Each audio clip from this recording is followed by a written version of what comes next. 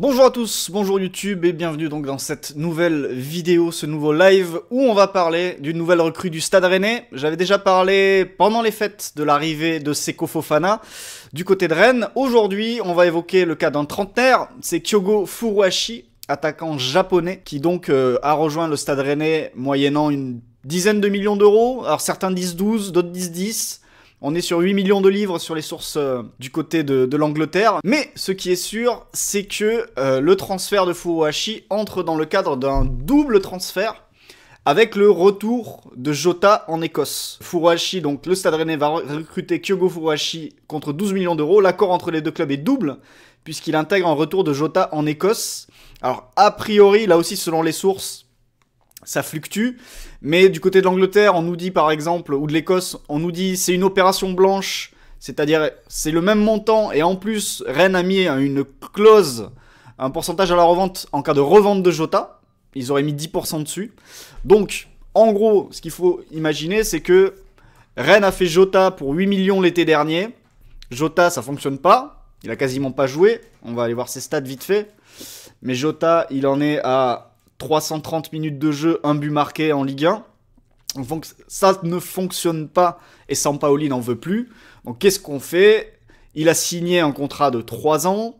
On essaye très vite de lui trouver une porte de sortie. On a trouvé la porte de sortie et peut-être que la porte de sortie, on a dit voilà, autant faire Furuhashi. En fait, j'arrive pas à savoir si la priorité de Rennes c'était de sortir Jota ou de faire venir Furuhashi. J'ai pas l'information à ce niveau, mais il faut forcément prendre cette opération comme une opération double, parce que, petit spoiler, si on prend juste l'opération simple Furuhashi pour 12 millions d'euros, ou 10, selon les sources, là encore, je vais pas tourner autour du pot, 12 millions ou 10 millions pour un attaquant de 30 ans, qui certes a brillé au Japon et va rester dans l'histoire du Celtic Glasgow comme un des grands attaquants de ce club, ça c'est certain, mais ça reste un pari très très difficile à tenir, d'autant plus que Rennes a déjà fait un pari un petit peu avec le retour de Seko Fofana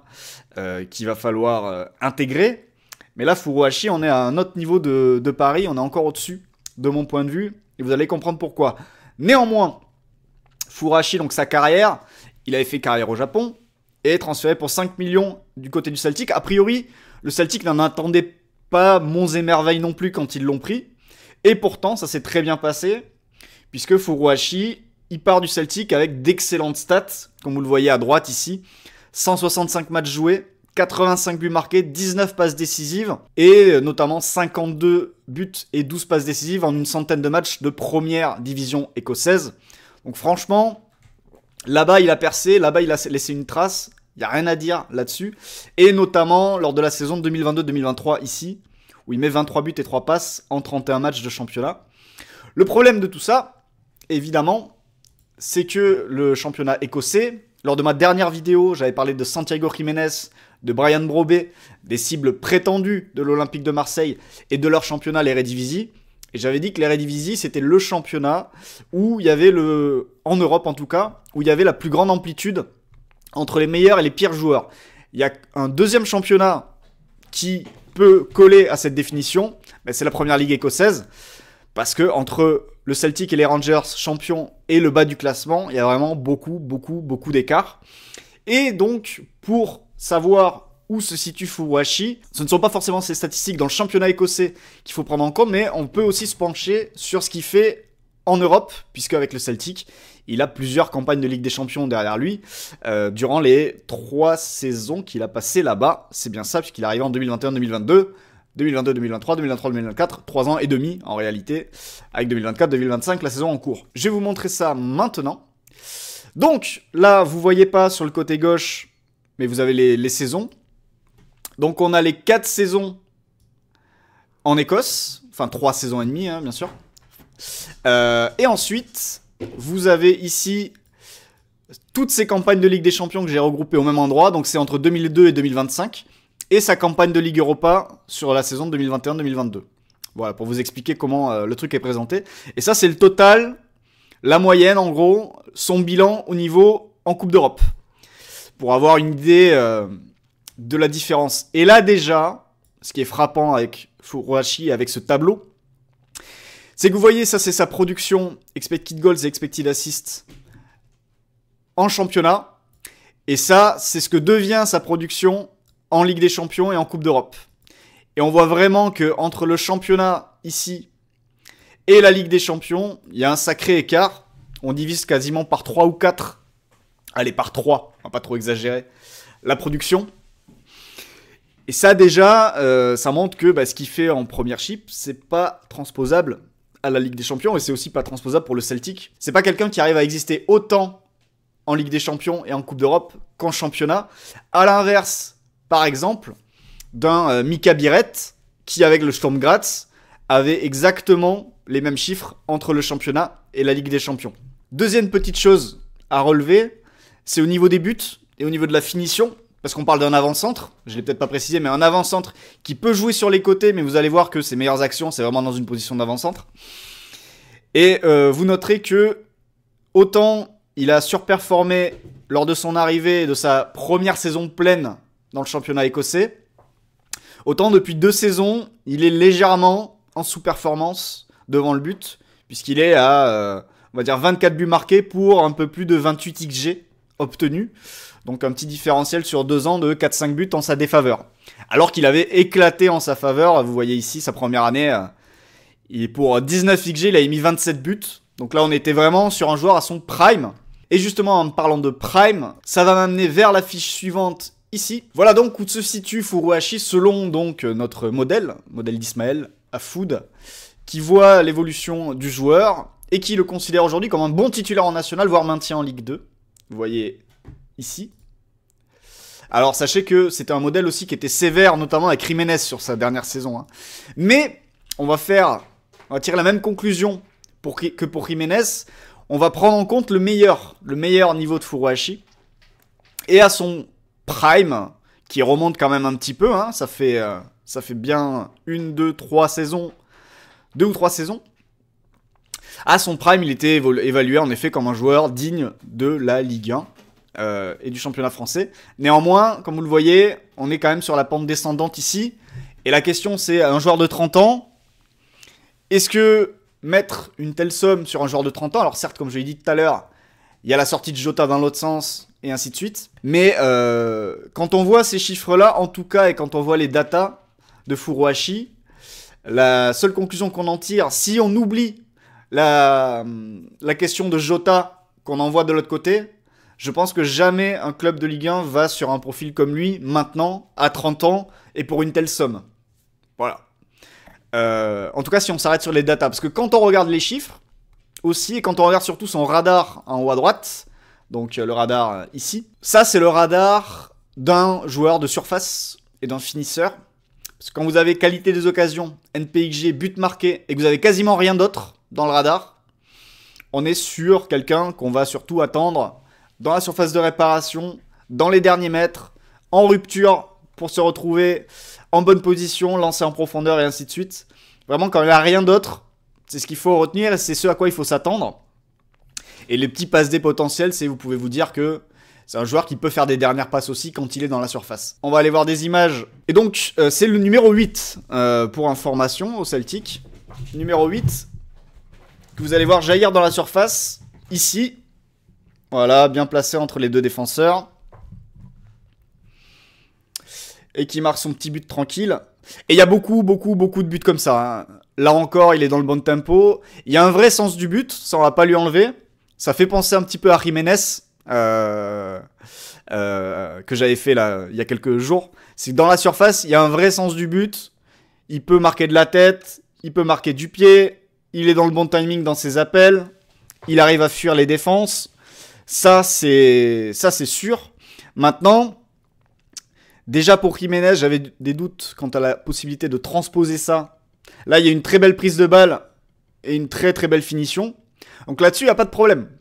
À la finition, il y a de quoi, il y a du répondant, il y a beaucoup de qualité. Et c'est pas surprenant qu'il ait beaucoup planté du côté du Celtic. Là, il était à la passe, il n'était pas à la finition. Néanmoins, ça va être la capacité du joueur à se créer les mêmes situations. Là, il va réussir à s'échapper dans la profondeur. Et il a un truc aussi, c'est dans ses appels en profondeur comme ça, c'est qu'il ne ralentit pas. La prise de balle ne le ralentit pas, il arrive à maintenir sa vitesse jusqu'au bout. Et en ça, il y a un autre attaquant qui a un tout autre niveau, qui est bien au-dessus. Mais ça m'a rappelé un petit peu Mohamed Amoura, qui joue à Wolfsburg maintenant. Là, il y a eu un bon déplacement de sa part. Ici, premier appel, un bon déplacement de sa part pour se remettre en jeu. Bon, il n'est pas surtout repris en charge par personne. Mais là encore, science du déplacement, évidemment. Là ensuite, il va récupérer et il va tenter sa chance. Et ça rentre. Maintenant, le gardien de but, je suis pas sûr. Là, une bonne déviation. Là encore, il va partir en profondeur. Et il va aller couper premier poteau. En fait, il a ce profil qu'on n'a pas à Rennes. Il prend la profondeur en sachant le faire. Il termine les actions. Il est très complémentaire selon dont on a besoin. Après, effectivement, il y aura une question de niveau à questionner. En fait, oui, il prend la profondeur. Et oui, en effet, c'est la seule utilisation dans laquelle je l'imagine à Rennes. C'est l'attaquant de rupture qui va faire des courses. Qui va toujours être prêt à aller dans le dos de la défense, etc., etc. Mais tu vois, par exemple, ce style d'attaquant-là, si Furuhashi, si on oublie la question Jota et qu'on prend la question du montant, Furuhashi signerait pour 10-12 millions et Monaco a pris Mika Biret à 13. Et Mika Biret me paraît bien au-dessus de Furuhashi dans ce domaine-là en particulier et beaucoup plus capable d'aller plus haut évidemment et d'être revendu plus cher dans quelques temps et ainsi de suite. Là encore, joli petit appel contre appel. Je vous le remets en bas là. Hop hop. Et le défenseur est pris. Et ensuite, là encore, on va le voir. Vous voyez, toujours à la limite, toujours à flirter avec la ligne de hors-jeu. Et là, le bon déplacement, il passe dans le dos. Et le bon timing pour finir. Donc là encore, voilà. Là, on est sûr. Là encore, prêt à attaquer la profondeur. Très bon ballon. Donc quand il peut jouer vite, en une, en deux. Alors là, il était peut-être hors-jeu, j'avais pas fait attention. Mais vous voyez là, le finisseur, on a beaucoup de qualité dans la surface de réparation pour finir les actions. Là, il va y avoir une dernière, je sais plus comment elle se fait. Bah, il traîne là au deuxième. Voilà. Le bon timing, etc. Donc là-dessus, il n'y a pas grand-chose à dire. Maintenant, je vais vous montrer. Alors, il y en a peut-être une petite dernière. Je sais plus comment elle se passe celle-là. Là, il arrive, il est là. Voilà, en une. Alors, des défenseurs et des gardiens qui savent pas trop ce qui s'est passé, je crois. Toujours est-il que voilà, Kyogo Furuhashi à la finition, voilà ce que ça donne. Il a l'air très monoprofil, c'est toujours les mêmes buts. Alors oui, c'est toujours les mêmes buts. Et tu vas voir justement, par exemple, là maintenant c'est un mélange, cette nouvelle vidéo, c'est un mix. J'ai mis des actions où il y a des trucs positifs, il y a des limites, il y a plein de trucs différents, voilà. Dans lequel on va pouvoir piocher pour continuer à parler de lui. Et là, vous allez voir déjà, bon, bah, pour remonter le terrain, pour être utile dans d'autres zones, là, il demande entre les lignes. Il a déjà beaucoup de mal à exister entre les lignes dans le championnat écossais. Donc l'existence entre les lignes en Ligue 1, je pense que ça va être là aussi compliqué. Alors parfois, parce qu'il a pu jouer aussi sur les côtés, et donc là il se retrouve excentré droit, il y a pas mal de ballons que vous allez voir où il va s'excentrer côté droit pour les toucher. Il y a une question à Rennes, c'est est-ce qu'il va se retrouver dans des positions excentrées? Alors dans le système actuel, c'est peu probable. Mais est-ce que s'il n'arrive pas à exister dans l'axe, il va pas essayer de s'excentrer naturellement? C'est une question qui peut se poser. Le problème, c'est que excentré déjà, soit il s'associe comme ici, soit il essaye de partir en dribble, et déjà à ce niveau-là, il a du mal à faire de la différence par le dribble. Là encore, il donne en une. Donc là, vous pouvez l'imaginer s'excentrer et pour essayer de servir un Assignon qui déboulerait sur le côté, en dédoublement intérieur ou des choses comme ça.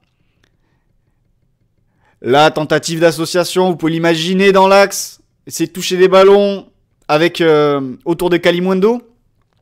Et c'est vrai que l'association avec Kalimundo peut avoir du sens, parce que Kalimundo est peut-être aujourd'hui l'attaquant pas grand, mais qui ressemble plus à un attaquant pivot en termes de potentiel. Parce que je trouve que c'est là où il est le meilleur, quand il est dos au jeu, en pivot pour s'associer, etc. Et Kalimundo, avec lui, c'est quelque chose qui peut être intéressant à voir. Maintenant, la question, c'est est-ce que c'est viable d'avoir un duo d'attaquants sous le mètre 80 ? Parce que je pense que Kalimundo aussi est sous le mètre 80. En Ligue 1 aujourd'hui, est-ce que ça peut tenir ? C'est une question qui peut se poser. Là encore, vous voyez, typiquement, l'action qu'on vient de voir là. Je la remets. Typiquement, cette action-là, vous pouvez l'imaginer avec Kalimundo qui fait cette remise et Furuhashi qui arrive face au jeu pour essayer de finir. Des projections qu'on peut imaginer. Maintenant, est-ce que c'est viable sur la durée ? Là, bon timing pour attaquer premier poteau. Là encore, est-ce que c'est reproductible en Ligue 1 ? Grande question. Qu'est-ce qu'on a maintenant ? La petite remise, avec physiquement il se fait bouger. Mais voilà, dans le jeu, ça va toujours être je décroche, je remise, et derrière j'attaque la profondeur. J'essaie de me projeter. Là encore, il s'est fait avoir sur au moment de la première passe. Le seul à 1 duo en moins d'1m80, c'est la Casemiro, et du coup ça joue pas à 2 devant. Voilà, par exemple. En effet. Alors qu'on aimerait les voir. Mais moi j'aimerais bien voir les deux. Mais bon, pour l'instant c'est pas le cas, c'est vrai. Voilà, là encore l'association, vous pouvez l'imaginer avec Blas, ou des choses comme ça. Mais c'est une vraie question qui se pose sur Rennes. Là encore, vous voyez le jeu de remise, c'est pas forcément très précis. Là c'était face aux Rangers, justement, il me semble. Qu'est-ce qu'on a d'autre ? Voilà, là, c'est là où on peut le trouver intéressant. Le problème, c'est que derrière, voilà, pour gagner le duel avec le défenseur, c'est compliqué. Et peu importe les adversaires, là, c'est les Rangers. Mais en Ligue 1, lancer en profondeur, c'est... là, il met un très bel enchaînement, mais il est légèrement en position de hors-jeu. Mais voilà, soit il a un temps d'avance, et c'est oui... Soit il n'a pas encore éliminé soit il n'a pas encore éliminé le défenseur, et là ça va être beaucoup plus compliqué derrière pour faire de la diff. Et il va vite lui falloir du soutien pour se sortir de là et permettre à l'équipe de progresser, parce que dans le 1 contre 1, il y a de très fortes chances qu'ils perdent le ballon tout simplement. Hein. Parce que déjà dans ce championnat-là, dans le dribble, etc., c'est pas le joueur le plus doté et le plus capable de tenir les ballons. Vous voyez là encore... limite du hors-jeu, prêt à partir en profondeur. C'est là-dessus, hein. C'est là-dessus qu'à Rennes, en effet, vous avez quand même beaucoup de joueurs pieds devant. Kalimundo, il aime quand même recevoir dans les pieds plus que prendre la prof. Gouiri, joueur pied. Blas, joueur pied. Là, au moins, vous récupérez un gars, ça va être profondeur. Toujours prêt à attaquer l'espace. Toujours prêt à être dans le dos des défenseurs, à se faire oublier, etc. Et être là au bon endroit, au bon moment.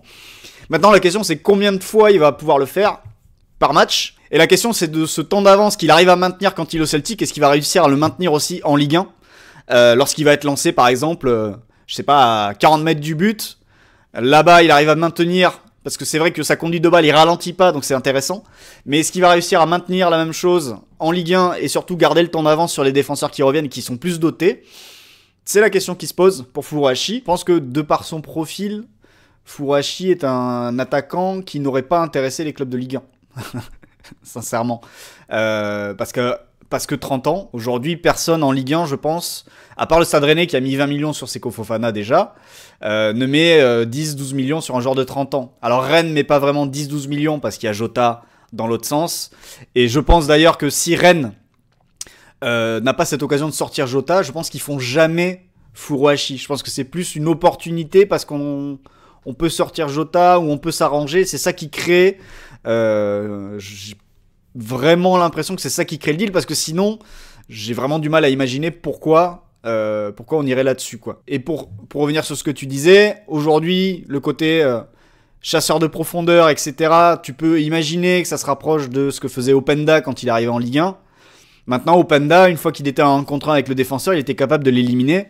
C'est pas vraiment le cas de Furuhashi. Donc là il y a une vraie différence. Maintenant à Rennes, Comme je l'ai dit, j'attends vraiment l'association avec Kalimundo. Ma crainte, c'est que Furuhashi se retrouve à défendre sur un côté dans le 5-4-1 de Sampaoli.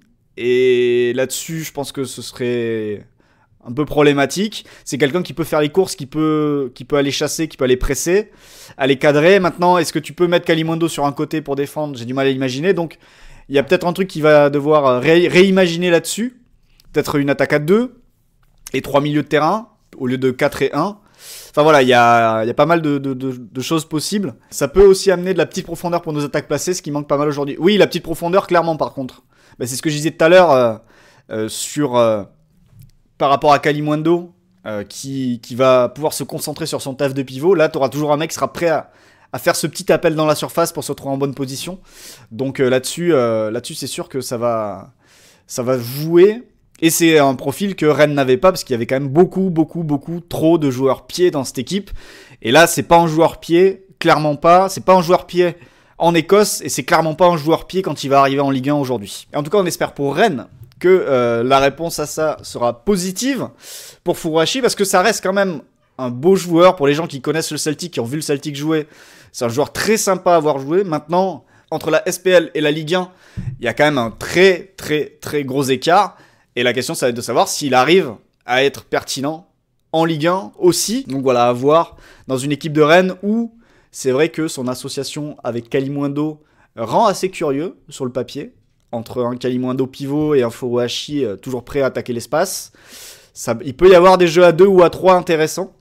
Et j'imagine que c'est vers là que va se diriger Sampaoli, mais à voir. En tout cas, j'espère que ça sera pas pour le mettre sur un côté, parce que là, je pense qu'on risque d'en perdre vraiment, enfin de perdre vraiment beaucoup des qualités qu'il a pu montrer au Celtic et qui ont fait sa légende maintenant du côté de Glasgow. Voilà pour cette vidéo. Si ça vous a plu, n'hésitez pas à laisser un pouce, laisser un commentaire, vous abonner à la chaîne et activer la cloche. Comme d'habitude, ça m'aide beaucoup. Et moi, je vous donne rendez-vous très vite pour une prochaine vidéo. Ciao!